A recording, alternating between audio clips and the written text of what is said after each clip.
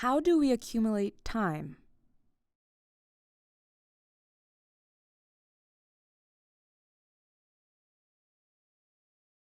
In our last lesson, we learned what determines the purchasing power of money. We found that money has a marginal utility to the individuals who hold it, and this marginal utility is determined by the array of goods they can acquire with it. We also learned that referring to money as either idle or circulating were empty concepts. Finally, we learned about the time component embedded in money. This new idea, elucidated by the money regression theorem, helped us understand why money is not simply an unnecessary element that could be removed from the equation of market transactions. Got nothing to trade, you've got no business in Bartertown. In this lesson, we will gain an even deeper understanding of the role time plays in human action.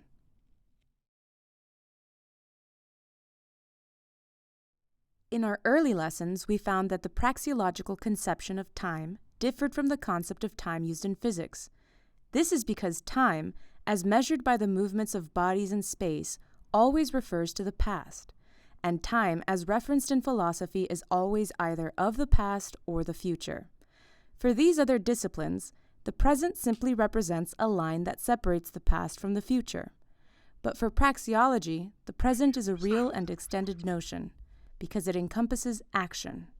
In other words, the concept of the present in our studies refers to the time absorbed by the agency that brings about a new causal force into reality. What the hell am I looking at?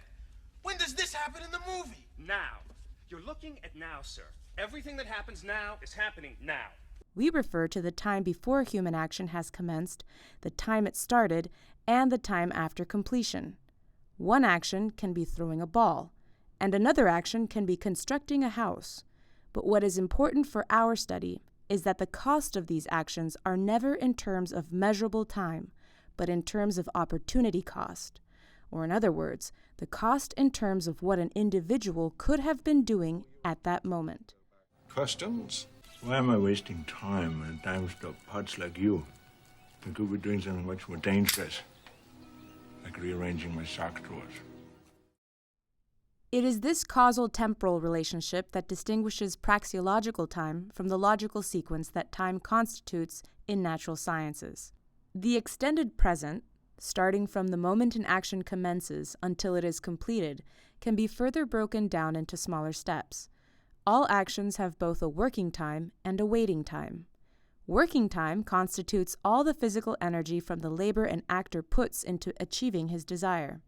The waiting time starts at the moment an action's labor element has completed and ends at the moment at which the desired effect is brought into fruition.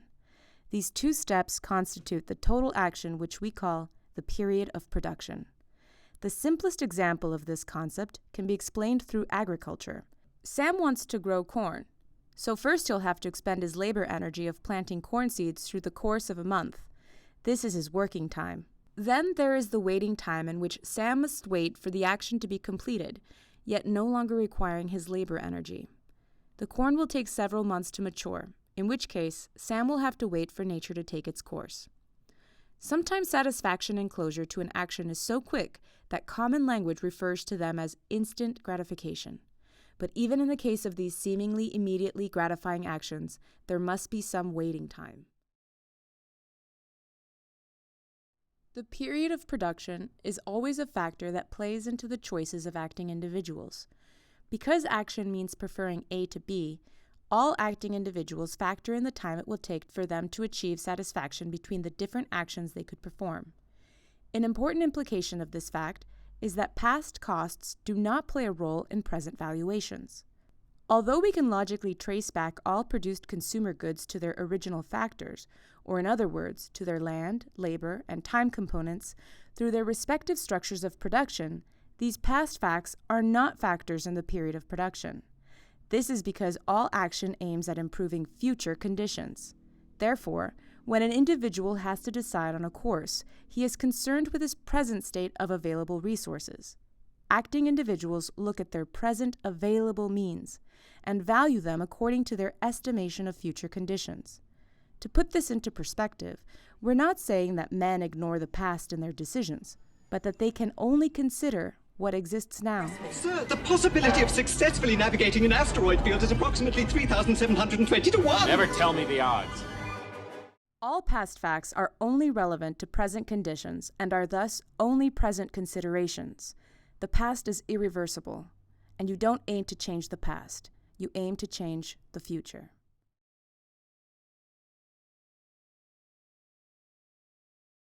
When acting, some people consider only the impending moment. Others consider the weight of their actions long into the future and make more calculated decisions. Well, we're almost 30 feet off the ground here on some scaffolding, and it's a special day.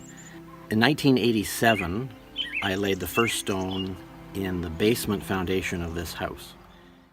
The time horizon for which an actor considers future implications of his decisions in the present is called the period of provision. The period of provision, along with the length of time an end will satisfy the consumer, the duration of serviceability, are also important factors considered in every human action. We can now see the 3 time factors considered in any action. 1. The labor time and waiting time which constitute the period of production. 2. The duration of serviceability of the action. 3. The general length of time into the future for all actions which constitute the period of provision, time horizon. So, for example, if Jake wants to make a ham sandwich, he will consider the time it takes to produce that sandwich against the other things he could be doing. He will also consider how long that sandwich will satisfy his hunger. And he'll consider how this sandwich plays into his entire array of decision-making. Now that we have noted that actions occur in the present and are aimed at the future, we can continue exploring the implications of this fact. In the case of a specific satisfaction, we can logically conclude that an actor will always prefer to achieve it sooner rather than later. We can see this as an obvious truth if we consider the absurdity of stating the opposite. Suppose that an actor prefers the same good later than sooner. The logical implication of this would be that he would postpone his consumption of that good for tomorrow. But tomorrow he would again postpone his consumption for the next day. This saving would not be saving at all, but a loss, because consumption would never actually occur. Therefore, saying that acting individuals consume implies that they must have a preference for consuming that good sooner rather than later. We call this truth the universal fact of time preference. It should be apparent from the method of logical separation we have been using since we first started studying action, but worth clarifying to avoid confusion. A claim could be made that it is not always true that people prefer the same good sooner rather than later. Like if we were to suppose that Paul, stuck in an icy winter snow, would actually prefer ice in the summer 6 months later. This would be tantamount to saying that Paul prefers ice later rather than sooner. But this confusion is simply a classic misunderstanding of how the homogeneity of goods are determined. As we've shown before, supplies of a good are determined by the subjective values of individuals as revealed by their actions, and not by their physical composition. Homogeneity means that an actor perceives that multiple goods will render him the same services. Using Paul's preference of summer ice over winter ice is a violation of the condition, all other things being equal, and therefore is not a valid disproof of the fact of time preference. Obviously to Paul, ice in winter and ice in summer are 2 different goods. An individual will always prefer the same good sooner rather than later. An actor chooses between shorter periods of production or longer periods of production depending on the value he perceives in the end satisfaction. We call actors who engage in short periods of production individuals with high time preference. Come on, man. Damn, the pregnant shit got right. God damn, niggas is still coming out. What you got, bruh? Let me see what you got. That is, individuals who have a desire to satisfy their needs as soon as possible. Individuals with low time preference are the ones who can postpone present satisfaction for a larger reward in the future. Must have taken forever to build. Yeah, not too bad, about 70 hours. Which isn't bad considering I carved it all by hand from one piece of wood. We can consider high time preference by observing children. Children don't fully process a clear concept of expectancy of life. For them, present goods and immediate gratification are highly preferred over future goods and delayed gratification.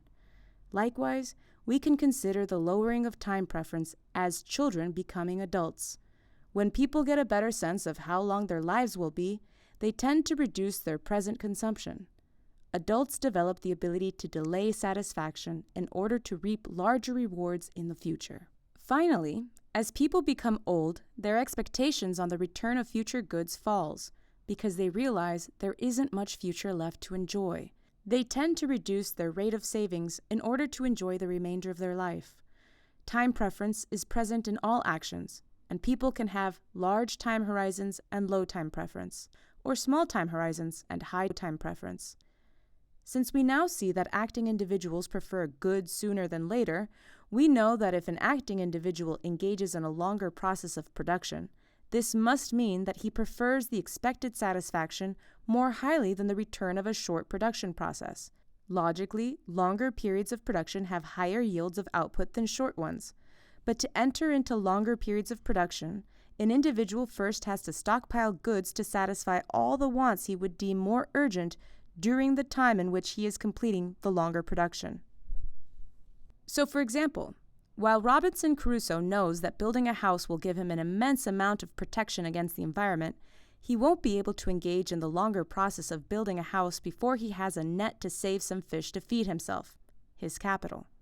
Crusoe can't build a net unless he's saved some fish to enter into that period of production.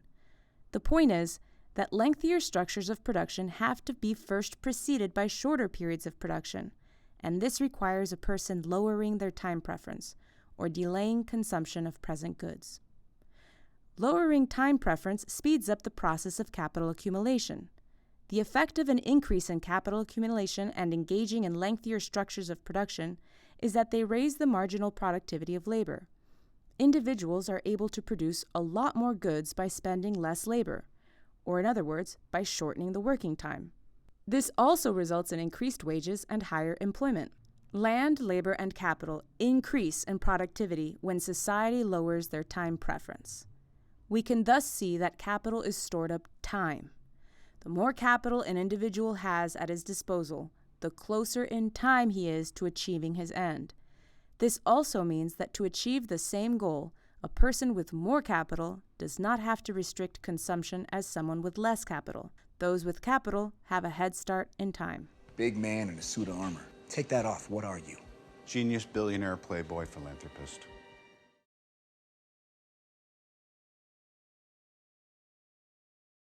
The convertibility of capital goods is an essential necessity given the limited resources in our world. Sometimes, it turns out that a process of production an actor entered into did not satisfy the goals aimed at. In these cases, repurposing capital goods can help the actor start a new production process further ahead in time than if he were to start anew by engaging in the most primitive form of saving. Logically, the more primitive the capital, the easier it is to convert and repurpose. Iron ore is easier to repurpose than iron tubes, and iron tubes are more convertible than iron machine parts. Capital, therefore, is an inherently conservative element, because it fixes modes of production into the states in which the capital goods were best designed to serve at the time at which they were built. Repurposing capital becomes a more expensive endeavor the more specific it is. This does not, however, affect the productivity of capital in a negative way. On the contrary, while a tribe in the Amazon can easily convert their primitive bows and arrows to be used for other purposes, it is precisely the specific nature of America's capital goods that make it so productive. Adoption of new production processes are often met with resistance in a capitalist system.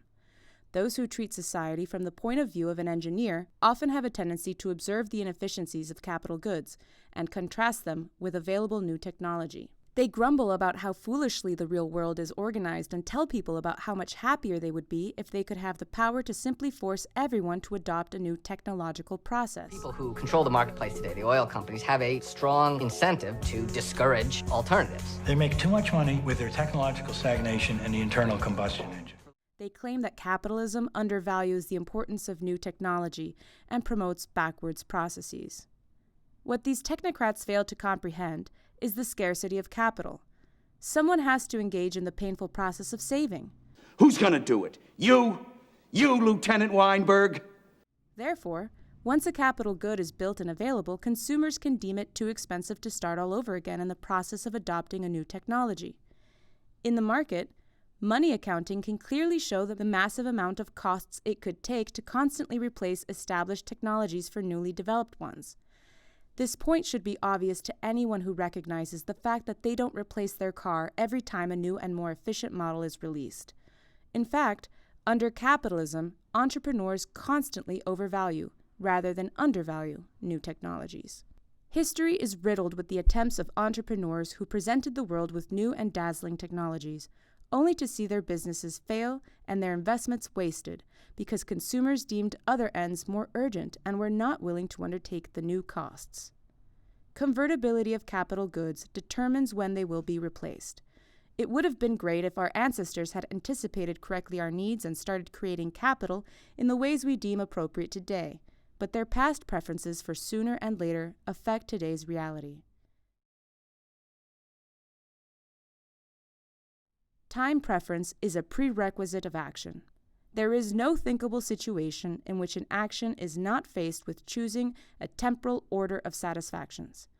Acting man chooses some things sooner and some things later. These choices are factored by the personal valuations of the acting individuals according to how they value their time. The time element is instrumental in the formation of all prices of all commodities and services.